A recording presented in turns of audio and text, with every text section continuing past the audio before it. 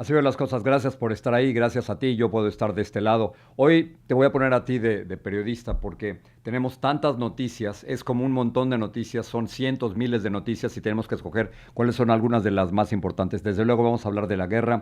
Vamos a tener una especie de lección de geografía para ver qué tiene que ver el estrecho de Hormuz por allá en Irán, contigo y conmigo. Vamos a tener una entrevista sobre las redadas continúan. Yo sé que la guerra sigue atrayendo la atención a nivel mundial, pero las redadas continúan aquí en los Estados Unidos. Son redadas silenciosas de alguna manera, no se están viendo tanto, pero se están sintiendo. Hay familias que están siendo afectadas. Vamos a hablar del presidente Donald Trump. Bueno, de hecho, te adelanto un poco. El presidente Donald Trump hoy en la Casa Blanca dio una brevísima conferencia de prensa. No se veía muy bien porque había un helicóptero atrás. Pero les encanta a los presidentes hacer eso. Barack Obama hacía lo mismo. Y le preguntaron al presidente Donald Trump por qué no había invitado a México y a Colombia, a la presidenta Claudia Sheinbaum y a Gustavo Petro, a la cumbre del escudo de las Américas. Acuérdense, fueron 17 líderes, 12 presidentes que estuvieron presentes aquí cerca de donde yo estoy, en el Doral. Y entonces el presidente dice, sí, yo creo que sí los invitamos. Pero cuidado, acabo de ver a la presidenta Claudia Sheinbaum decir que no los habían invitado. Entonces aquí es si invitaron a México a la reunión de los principales líderes de la derecha y del centro de América Latina o no lo invitaron, particularmente porque Donald Trump salió a atacar a México, salió a decir que México era el epicentro de la violencia del narcotráfico y que Estados Unidos constantemente estaba ofreciéndole a México, y México lo rechaza, la presencia de tropas militares. Así que Trump diciendo, sí los invitamos, la presidenta diciendo, no los invitaron. El caso es que aquí hay un problema o diplomático o de comunicación o sencillamente que México no quería estar presente en un momento como este. Ya veremos exactamente qué ocurre. Y hay también noticias para España, porque ya que España no permitió que se utilizaran dos bases militares en su territorio para que desde ahí aviones de los Estados Unidos atacaran a Irán, el presidente se enfureció. El presidente Donald Trump se enfureció, dijo que iba a tomar represalias y dijo que quizás está cambiando un poquito la versión, porque antes había dicho que iba a cortar el comercio con España y ahora está diciendo que quizás corten el comercio con España. No se llevan bien con los españoles, lo entiendo, son posiciones totalmente distintas. La posición del presidente del gobierno español, Pedro Sánchez, es clarísima, no a la guerra. Dice, se puede criticar a Irán, se puede criticar también a la guerra al mismo tiempo y no quieren participar en la guerra. Así que estas son algunas de las principales cosas que hemos estado aquí analizando y que creemos que son noticia. Lo que más nos está afectando es que la guerra se está extendiendo. La guerra contra Irán no iba a ser tan rapidito como muchos pensaban. No era cuestión de días. Ahora se está hablando de semanas o quizás más, porque la pregunta es si Irán era un enemigo mucho más poderoso de lo que nos estamos imaginando. Y llevamos ya 2 semanas de guerra casi y de pronto Irán sigue respondiendo y sigue atacando bases militares. Yo estaba viendo hasta el momento los iraníes han logrado atacar 11 instalaciones militares de los Estados Unidos en la zona del Medio Oriente. 11 instalaciones militares y todavía siguen atacando, y a pesar de haber matado al ayatollah Ali Khamenei, a pesar de todo eso, otro nivel de liderazgo sigue ahí, por ejemplo, su propio hijo, del cual hablaremos un poquito más adelante. Pero el problema tiene que ver con las imágenes que te voy a mostrar. Son Estados Unidos atacando lanchas de Irán que están poniendo minas en el estrecho de Hormuz. Ahora te voy a poner un mapa también para que nos pongamos de acuerdo. Pero esto es lo que está haciendo. Estados Unidos está destruyendo estas lanchas cuyo objetivo es poner minas en el estrecho de Hormuz. ¿Y por qué quieren poner minas? ¿Por qué quieren poner explosivos? Porque al poner minas y explosivos en el estrecho de Hormuz, entonces los buques petroleros de todo el mundo no pueden pasar. Y lo hemos dicho en varias ocasiones, la quinta parte de todo el petróleo del mundo pasa precisamente por el estrecho de Hormuz. Así que aquí está Estados Unidos mostrándonos con estas imágenes de que está haciendo algo para evitar que pongan minas en el estrecho de Hormuz. Pero el estrecho de Hormuz es chiquitito. Te voy a mostrar el mapa. El estrecho de Hormuz queda ahí en el Golfo Pérsico, en el círculo rojo te puedes dar cuenta. Tiene 20 millas de largo, pero esto es lo peligroso. Tiene solo 2 millas de ancho. Y entonces con 2 millas de ancho, Irán y las fuerzas iraníes pueden dispararle a cualquier barco que cruce por ahí, pero imagínate el peligro, porque van cargados de combustible.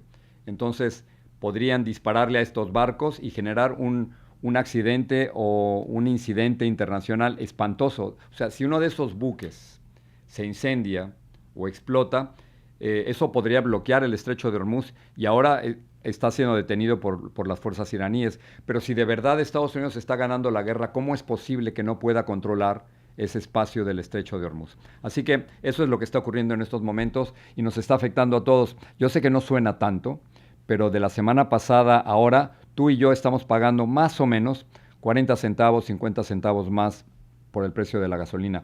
Pero todos los días sigue aumentando porque no hay petróleo. Hombre, sí hay petróleo a nivel mundial, pero no tanto como antes. Y como no hay tanto petróleo como antes, la gasolina nos está costando mucho más. Ahora, déjame concentrarnos en el problema de las minas en el estrecho de Hormuz.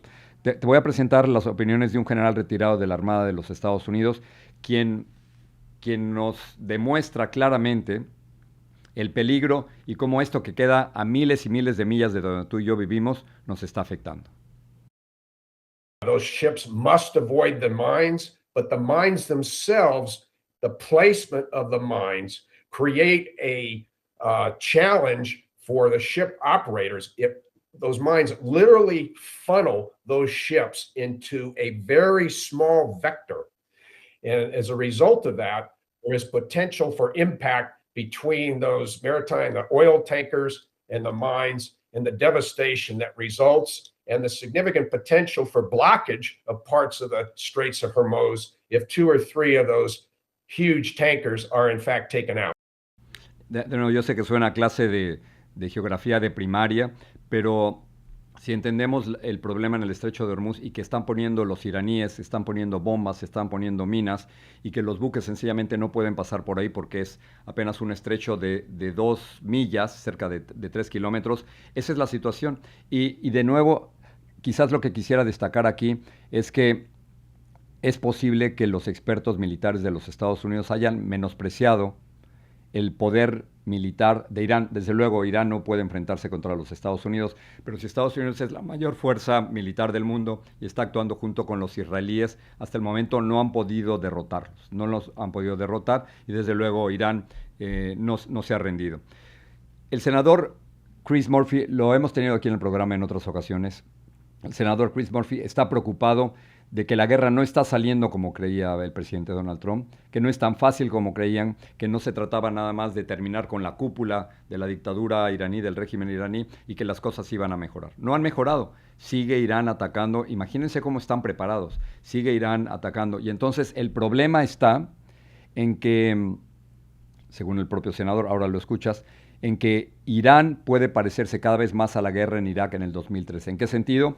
Que quizás a Estados Unidos no le quede más remedio que enviar a miles de tropas dentro de Irán.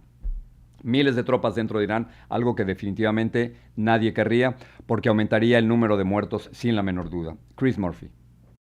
When the president was running for office on a promise to get us out of all the wars we were in a matter of days and to never again get us in another major war, I would have told you that it was unlikely we would be at war with Iran a year into his presidency. So I can't really make any predictions about Donald Trump and his team. They are incompetent, they are quixotic, they seem to make decisions based upon how they feel when they get up in the morning. It should worry every American that they refuse to take off the table the insertion of ground troops. If you thought the Iraq War and Afghanistan War were bad, wait until the United States sends ground troops into Iran to try to achieve regime change. That is a $1 trillion war. That comes with thousands upon thousands of American casualties. That lights the entire region on fire. Y efectivamente, Donald Trump en su campaña, tú y yo quizás lo recordamos perfectamente, había dicho que él no quería más guerras. No quería lo que él llamaba estas guerras eternas y se refería, por supuesto, a la presencia de los Estados Unidos en Afganistán después del 11 de septiembre y a la presencia de los Estados Unidos en la guerra inventada de Irak, donde nunca hubo armas de destrucción masiva. Donald Trump decía que no quería más de eso y miren, está metido, enfrascado en estos momentos, enlodado, por no decirlo de otra manera, en Irán. Hasta el momento, 140 soldados de los Estados Unidos han sido heridos, algunos están en situación delicada, hay 7 muertos y si hubiera la presencia de tropas dentro de Irán, desde luego el número de muertos podría aumentar. ¿Por qué pudiera haber tropas norteamericanas en Irán? Porque hay una operación que todos están considerando de entrar a Irán para sacar el material nuclear y evitar que cualquier régimen en el futuro pudiera utilizarlas. Pero imagínense lo que sería una operación militar terrestre de los Estados Unidos dentro de Irán, tratando de entrar a ese territorio para sacar material nuclear. Sería no solo peligrosísimo, sino que es algo que yo nunca he visto en ningún lado, particularmente por la presencia de material nuclear. Irán ha logrado reemplazar a los líderes muertos. Mataron al ayatollah Ali Khamenei, mataron al secretario de Defensa, mataron al jefe de las guardias revolucionarias. Muy bien. Pero en el segundo nivel de liderazgo quedó el hijo de Ali Khamenei, que se llama Mojtaba Khomeini. La pregunta de los últimos días, él es el de la barba del lado izquierdo. Muy bien, la pregunta de los últimos días tiene que ver si Mojtaba Khomeini estaba con su padre en el momento de la explosión. Parece ser que sí estaba junto a él, pero que desde luego no resultó mal herido. Entonces aquí hay dos versiones. En Irán es complicado, pero voy a tratar de explicarlo. En Irán hay dos tipos de liderazgo. El liderazgo religioso, que es de este hombre, Mojtaba Khomeini, por una parte, y luego hay un liderazgo civil, donde hay un presidente y otros líderes civiles. Bueno, el hijo del presidente acaba de decir que Mojtaba Khomeini está bien, que no resultó herido y que está perfectamente muy bien. Pero seguramente él no leyó el periódico Reforma de la Ciudad de México, donde el embajador de Irán en México acaba de decir que Mojtaba Khomeini sí resultó herido durante los ataques, no mal herido, es decir, no de muerte, pero sí resultó herido. Entonces tenemos dos versiones distintas, la del embajador de Irán en México, que dice que sí está herido, Mojtaba Khomeini, y el hijo del presidente que dice que no. Como quiera que sea, Irán sigue atacando.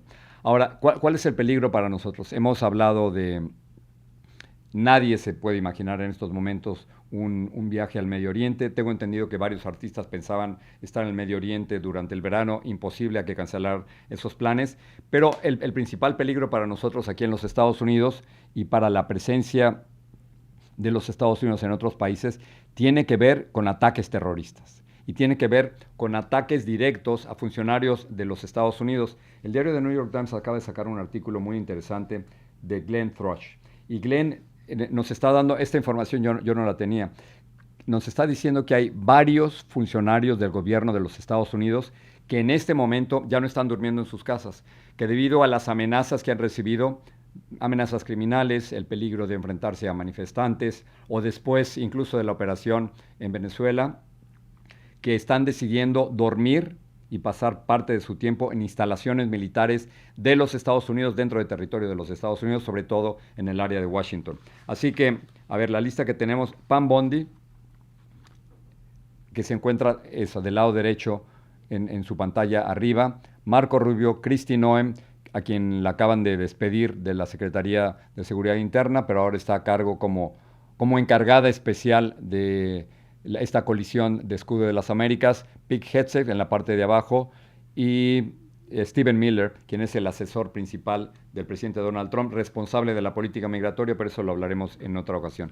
Estos 5 personajes están en estos momentos, de acuerdo con la información del New York Times, durmiendo en instalaciones militares en los Estados Unidos por las posibles amenazas. Y esto nos pone en otra dimensión las amenazas que estamos sufriendo aquí en los Estados Unidos. No tú y yo, por supuesto, pero si estos personajes tienen miedo de que los ataquen en medio de la guerra, algo importante está pasando. O sea, estamos en medio de la guerra, de nuevo quizás tú y yo no lo estamos sintiendo, pero estos funcionarios, estos altos funcionarios, están siendo protegidos de maneras que nunca antes yo había escuchado, de acuerdo con la información del diario The New York Times. Ya que estamos hablando de eso, es imposible ligarlo exactamente, pero un hombre en una camioneta trató de pasar una barricada en Washington cerca de la Casa Blanca. Y entonces, poco después fue detenido y es imposible saber exactamente si es que se sintió mal y chocó, si tenía la intención de pasar esa barricada, si después de esa barricada pensaba atacar a alguien dentro de Washington. Pero Washington en el fondo es una ciudad muy, muy pequeña. El hombre fue arrestado y esa es la última información que tenemos al respecto. Tengo otras noticias que no tienen nada que ver con la guerra, los voy a pasar rápidamente. 100 millones de estadounidenses han sido afectados por tornados, particularmente en el estado de Illinois. Las imágenes son durísimas y no solo es por los tornados, que son totalmente impredecibles, sino también por la cantidad de granizo que ha estado cayendo en esa zona. Este movimiento climático se está dirigiendo desde el oeste hacia el este, y estas son las imágenes que estamos recibiendo directamente desde Illinois, cerca de Chicago. Estos son los granizos que te mencionaba, y si mal no recuerdo, hay ese es el que te quería mostrar. Este es un granizote que cayó en Illinois y que sigue afectando. Imagínate que te caiga uno de esos, o que le caiga a tu carro, o que le caiga a alguna de las ventanas de su casa. Eso es lo que está ocurriendo. Paso directamente a otra información sobre el Global Entry. Primero el contexto. Hay demócratas y republicanos se están peleando por las redadas de ICE.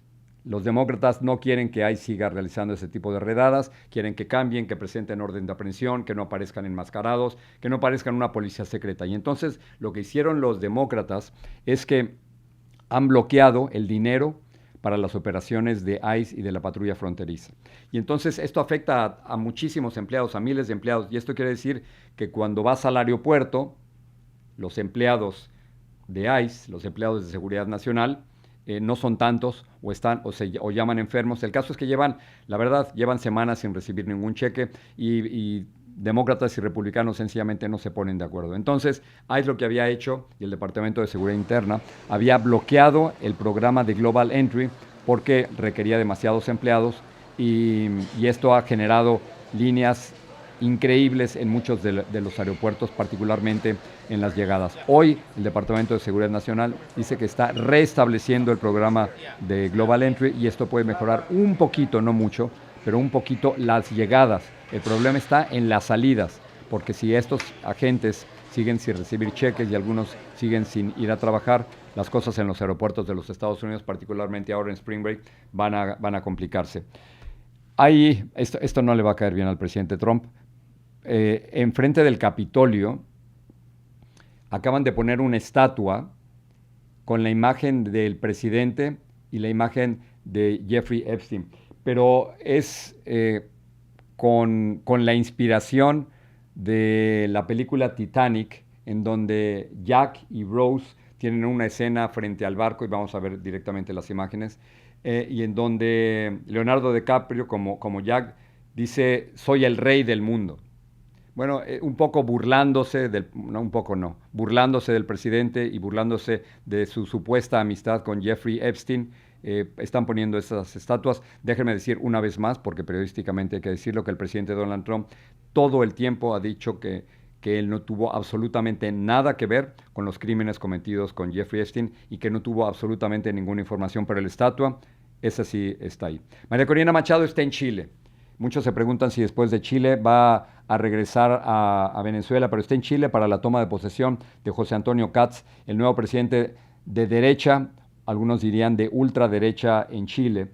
Y es recibida, y por cierto, además de Colombia en los Estados Unidos, Chile es uno de los países que más ha aceptado al exilio venezolano.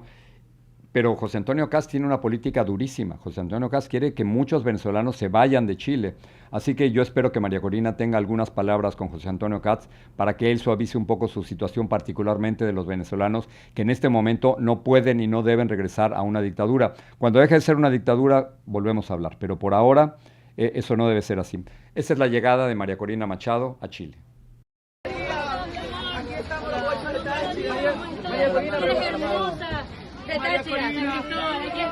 María Corina, para la prensa chilena, preguntarte por el viaje, por la visita a María Corina, cómo estuvo el viaje, el itinerario.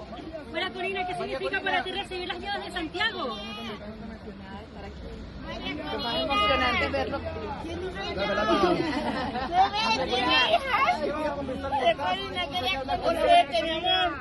María Corina,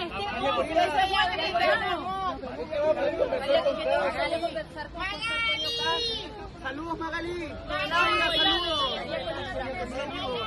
Pancho tenía saludos para la prensa chilena, preguntarte por el Para muchos, María Corina es una verdadera heroína. Nos gusta dejar esos videos tal cual para que tú veas lo que nosotros estamos viendo sin ponerle palabras ni descripción. Yo creo que es una verdadera lideresa y que se merece estar al frente de este movimiento de transición en Venezuela, pero por ahora lo importante es que hable con Katz, con el presidente electo de Chile, y le hable de la necesidad de que en este momento los venezolanos necesitan protección hasta que Venezuela deje de ser una dictadura, porque hoy Venezuela sigue siendo una dictadura. Vamos a pasar a Cuba, en donde hubo protestas en contra de la dictadura, protestas en contra del régimen, que llaman cacerolazos. Cuando nos llegan video de Cuba, es difícil saber si es cierto o no es cierto. Las fuentes son a veces imposibles de corroborar. Pero en este caso te voy a mostrar el video de un cacerolazo en el municipio 10 de octubre de La Habana, que eso lo sé porque la madre de una periodista nos lo ha confirmado. Y esto es lo que pasó en La Habana.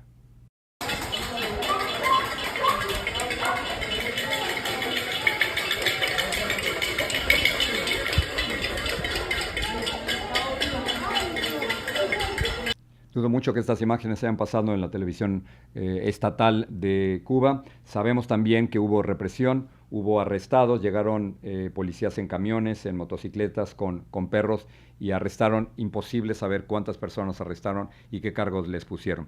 Regresamos aquí a Miami, en la Florida. Va a haber una contienda que me parece interesantísima. Elio Rodríguez durante décadas fue el conductor, el anchorman, de un canal de televisión en Miami.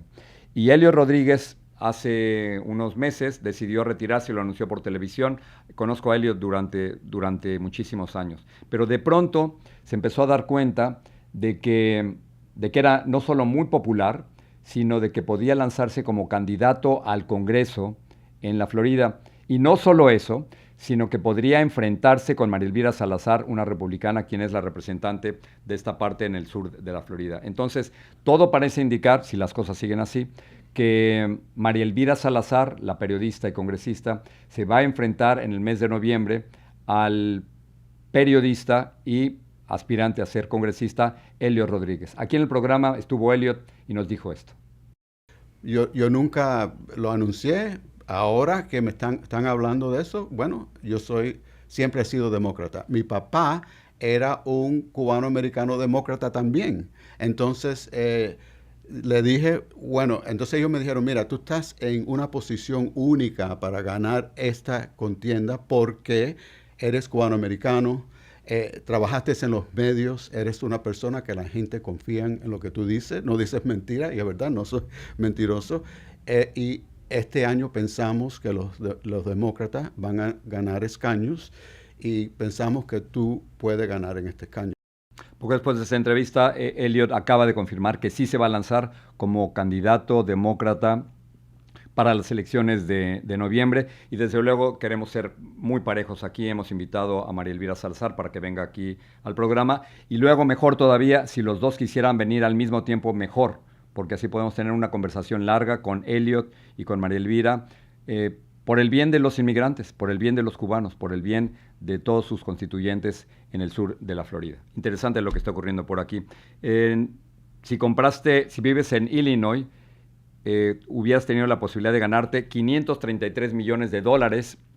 Es el premio más grande que se ha dado en este 2026 por el Mega Million. Ahí está, $533 millones. Luego, si te quitan impuestos, pierdes cientos de millones de dólares, pero este es el primer premio y quizás una de las notas de esperanza más importantes que hemos recibido durante este año. Y termino con es una tontería de relaciones públicas, una verdadera tontería de relaciones públicas. En estos momentos, actores y directores y productores de Hollywood están haciendo abiertamente campaña, para que sus películas ganen en los Óscares, que son el próximo fin de semana, este domingo. Muy bien, entonces están dando entrevistas, están haciendo publicidad, están teniendo una presencia muy intensa en las redes sociales.